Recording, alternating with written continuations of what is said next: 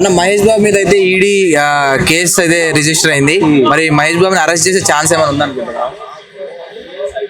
మహేష్ బాబు గారు government target చేయడం మంచి పద్ధతి కాదండి. ఆయన ఈ రోజు మహేష్ బాబు గారు ఒక పాన్ ఇండియా హీరోగా, అలాగే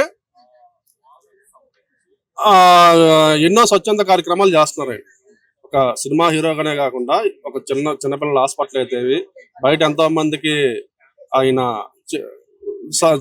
ఆయన దగ్గర సాయం ఈ రోజు చేస్తా. ఆయన ఒక మంచి మనిషిగా ఈ రోజు గుర్తింపు పొందిన వ్యక్తి. అనవసరంగా మహేష్ బాబు గారిని టార్గెట్ చేస్తున్నారని నేను అనుకుంటున్నాను వీళ్ళంతా.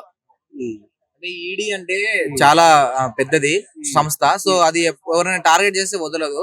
అలాంటిది ఎవరైనా అనుకోని ఉంటారా అంటే మహేష్ బాబుని కూడా అరెస్ట్ అంటే ఇట్లా కేసు పెట్టడం అనేది? మహేష్ బాబు గారి మీద ఈడీ వెళ్ళటం అనేది 100% రాజకీయ కోణంలోనే చూడొచ్చు.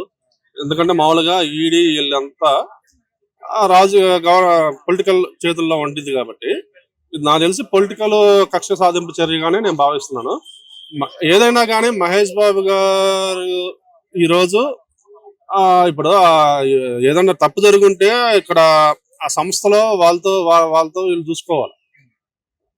దాంట్లో ఏదో డబుల్ రిజిస్ట్రేషన్ జరిగినాయో ఏదో అంటున్నారు. ఏదైనా ఉంటే అక్కడ ఫ్లాట్లు అమ్మిన వాళ్ళు లేకపోతే కొన్న వాళ్ళు ఆ పేపర్లో డాక్యుమెంట్స్ అన్ని చూసుకొని సరిగా ఉన్నాయో లేవో చూసుకోవాలి కొనేటప్పుడు. అది డబుల్ రిజిస్ట్రేషన్ అయితే వాళ్ళకి ముందు తెలిసింది కదా.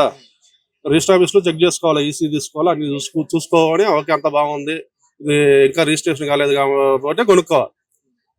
ఇవన్నీ వాళ్ళు చూసుకోవాలి. కానీ ఏదో సంస్థ కోసం ఎప్పుడో అడ్వర్టైజ్మెంట్ ఇచ్చిన దాంట్లో ఫ్లాట్లు కొనండి ఇదని చెప్పి అడ్వర్టైజ్మెంట్ ఇచ్చిన మహేష్ బాబు గారి మీద ఈ రకంగా కక్ష సాధింపు జరిగేది మంచి పద్ధతి కాదు నేను కోరుకుంటున్నాను.